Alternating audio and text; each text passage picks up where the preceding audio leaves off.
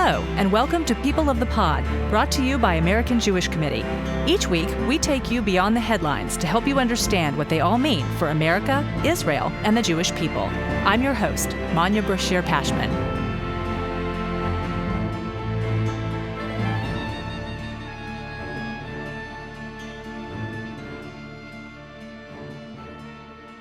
Deborah Lipstadt, U.S. Special Envoy to Monitor and Combat Antisemitism, is a renowned Holocaust historian, recognized earlier this year as one of Time magazine's most influential people of 2023. She has written 8 books and 4 years ago advised the United Nations on its unprecedented report on global antisemitism. In fact, she joined us on this podcast shortly after the report's release. Since then, she has joined the U.S. State Department in a role that for the first time carries the rank of ambassador.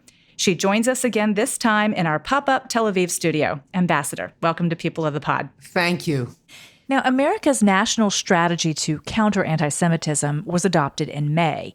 I know your job primarily deals with U.S. foreign policy to combat antisemitism, but how does this new domestic strategy affect your work? Well, it affects our work in that certainly I was consulted and worked closely with the White House in the shaping of it. My team played a part in helping to shape it, people to reach out to and things like that. And there are over 24 agencies involved, including the State Department. We're now looking at all the other national strategies to see best practices, what America could possibly adopt. And of course, informally, I'm the administration's most knowledgeable person on anti-Semitism, so they turn to me quite often for advice, for ideas, etc. As I said, your role is more international, but do you need a domestic counterpart? Does the United States need a kind of a domestic anti-Semitism? I'm not sure. A lot depends on the strategy is really run out of the Domestic Policy Council, which until about a week ago was headed by Ambassador Susan Rice, who was greatly responsible for seeing this thing come to fruition. And we'll see how it works. It's up to them to decide how they want to do it. But I think it's also good that each agency, the usual suspects, as I like to say, Homeland Security, Education, FBI, law enforcement, are involved, but so are so many others. Small Business Administration, Veterans Affairs, Smithsonian, all looking at ways to counter anti-Semitism, make sure there aren't barriers that are there, whether because of anti-Semitism or just ignorance. And Second Gentleman Doug Emhoff has been certainly very involved. He was, even before I was sworn in, after I was confirmed, I was in Washington and he asked me if I would come in and visit with him. We had a wonderful visit. We're in touch all the time. And he really feels this very deeply. And I give him great credit because he could easily have said, look, I'm the first Jew in this position.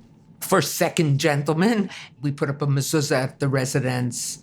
We have a Hanukkah party. We have a Seder. We do other things. Don't ask me to take the lead on this, but he's taken the lead. He's traveled all over. He traveled with me to Poland and Germany, where I coordinated a meeting for him with other special envoys, just to give him a sense of what other countries were doing. And I think when he and his staff and other people in the White House who were with us saw that, it sort of energized them to say, my God, other countries have taken this really seriously. They're way ahead of us. We have to do something serious as well. With that in mind, if you think about it, your predecessors in this position have kind of made it their business to monitor, sound the alarm about anti-Semitism in Europe, elsewhere around the world. AJC helped convene that group of envoys at the White House. And so in many ways, the tables turned a little bit in terms of, instead of the United States monitoring and sounding the alarm, these envoys came and advised the United States. Has this kind of mutual mission actually improved the relationship with some of these countries? It's improved the relationship tremendously. We really work as a team, not as a team. Each one has its own, positions, certain things one can get involved in. I lurk and watch what's going on, but I'm not involved in. But one of the first things I did, in fact, it was the same day as last year's AJC Global Forum, which was in New York, I think at Temple Emmanuel. And I was on the stage with Katharina von Schnurbein, the amazing EU envoy on countering anti-Semitism and enhancing Jewish life. And then she and I left the meeting with Mr. Lotenberg, Federico Lotenberg, who's the OAS special envoy, and we went down to USUN where we met with a group of us of special envoys, met to talk about how we could work together. We've been meeting, we've been convening. Katerina convened something at the EU, others have convened things. And then we meet, sometimes we'll meet through the auspices. Let's say we'll be meeting here because many have come for AJC. But it is a government to government when we meet. It's not, convened by someone else, but it's people who speak for their governments coming together, which is quite amazing. Now, I've had great predecessors in this job. They were all terrific and were strong supporters of me taking the position, very excited about it from both sides of the aisle, and I'm very grateful for that. But there are differences. First of all, Congress elevated the position to an ambassador before I was in the picture, so it wasn't for me. And that carries weight in the world of protocol. That means you speak for the president. I see what weight it carries. In fact, I was just in conversation with a Republican senator around the time of the rollout because I was briefing him about the national strategy, and he had been one of those who had pushed for the elevation of it to be an ambassador. And I said, when I first heard you were doing this, I said, oh, does it really matter? I said, I was wrong, you were right. It really enhances the importance, and it shows how America takes this seriously. But my predecessors, certainly amongst the earlier ones, we were the first country to have a position like this. So when something happened in a France, in a Belgium, in a Germany, whatever, they would go and they would say to the government, we take this very seriously and we think you should take it seriously. Or if they were taking it seriously, we take this very seriously and what can we do to help you take it seriously? And say, you have a problem, you've got to address it. And now, first of all, I go and I say, we have a problem because we have acknowledged that exists in our country. And sometimes I don't have to go racing as they might have had to because there's someone else there. There's a local person, there's a national person there too. Mm-hmm. So the fight has become much more coordinated, enhanced, and really raised to a government level in a way that it hadn't been previously. Are there particular lessons that you can recall from any of your predecessors, any of the envoys that you've really taken to heart and realized? I spoke to virtually all of them before I took the position, and they each had different advice. And I won't say one, the other, et cetera. But one of the reasons I've only been in the job a year was building alliances in the State Department. And I worried a little bit, not because of anything anybody said to me, just natural inclination to worry, to be a pessimist, so that way I can be happily surprised when good things happen or the bad stuff doesn't happen. But, would I find compatriots in the State Department? Would people see me as, an add-on, a niche? Would I be operating off by myself? And that hasn't happened. And it's really been quite amazing, partially thanks to the advice I've gotten, partially, I think, my own interpersonal connections, but I have built really strong alliances. I'm not saying I have personally, but people in other offices with other portfolios see this not as a niche issue, but as a central element of American foreign policy. We hear a lot of statistics, numbers of incidents of hate crimes each month, each year, and I'm curious if that's what matters most. In other words, does the perception of a community also matter, whether it's a Jewish community or any other minority community? If that community perceives a rise in hatred against it, is that enough to amplify a response?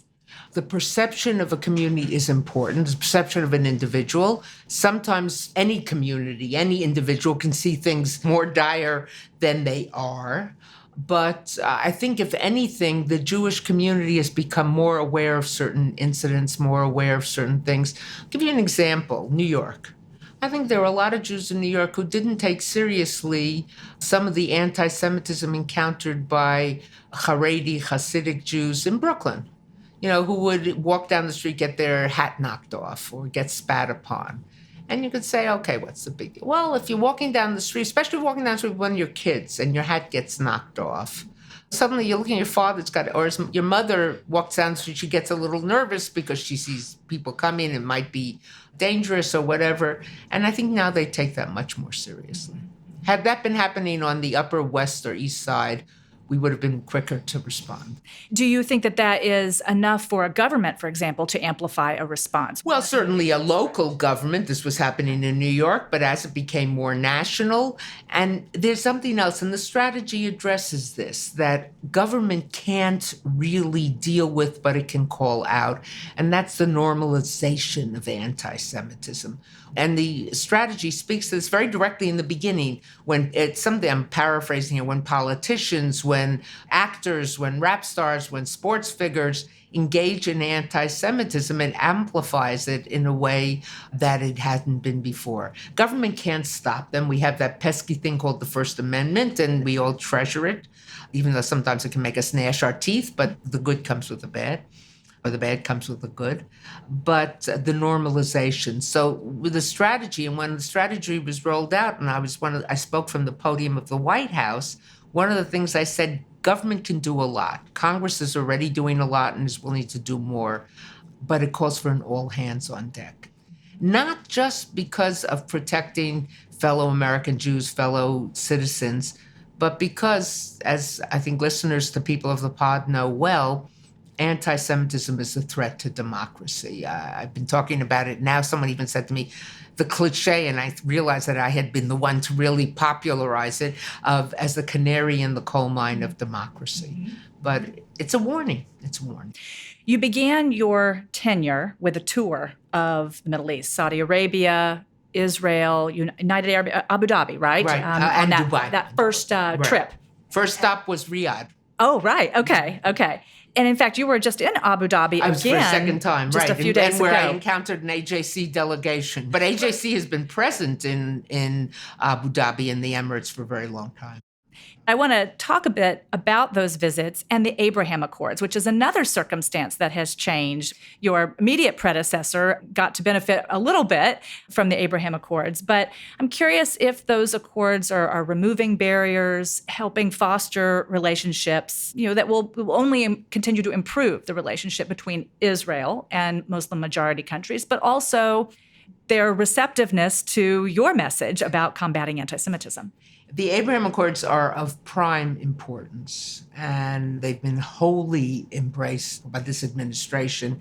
And not only embraced, but I've been encouraged to build on them, in part because we see them as a good thing in terms of fostering relations in the region between Israel and these other Muslim-majority countries, but also because we see them as enhancing the Middle East, enhancing economy, enhancing, it's a great thing when we all go into Ben Gurion Airport and we look up and there's the flight to Atlanta and right in front of it's the flight to Abu Dhabi, or the flight to Detroit, Dubai, it's, some people say it's Mashiach Zeit. It's the time of the Messiah in that sense. The Abraham House in Abu Dhabi, which is a mosque, a church, and a synagogue, is magnificent. Of course, that's not part of the Abraham Accords. So that was generated in 2018 with a visit of Pope Francis to Abu Dhabi, who said, let us build a church and a mosque. And it was the leadership of the Emirates and said, let's build a synagogue too and make it a complex of the Abraham House, of the Abrahamic faiths. And then, of course, Morocco, which refers to it as normalization, because it's been doing this for quite a while. Morocco that expects 400,000 Israeli tourists this year. I think last year it had 225,000, and it's just, everywhere. And all those things are good things. And then there are countries which are not yet, and I've used not yet euphemistically, part of these things, but see them as working and see them as operating. And I think they're very important. Do you feel that they are perhaps more receptive to your message and to listening to what you have to say? Yes, of course. I think even, when I went to Riyadh, to Saudi Arabia, I had meetings with high-ranking officials. Now you can show up and you can meet with the minister of, keeping the paint dry or something like that. Or you can meet with higher-level ministers. And I met with high-level ministers, very productive meetings. And one of my messages was, look, there is a geopolitical crisis in this region. We're well aware of that. My country is well aware of it. I work for a government that is, has hundreds of people actively engaged in addressing this issue. But that's something, in many respects, separate and apart from prejudice and from hatred. And the example, I had this interesting encounter in either Riyadh or Jeddah with an older imam who knew what my status was or my remit was, my portfolio was. And he said, if Israel solved the Palestinian crisis, there'd be no anti-Semitism. So there was a part of me that thought, I think there was anti-Semitism before the Palestinian crisis. I think there was anti-Semitism before there was in Israel. I think there was anti-Semitism before there was Zionism. Go back and back and back. But I didn't think that was going to get me anywhere, putting on my professorial hat, my mortarboard as we do at graduation and lecturing him on that. So instead, I said to him, after 9/11 in my country, there was a surge, not of Islamophobia, but Islamo hatred.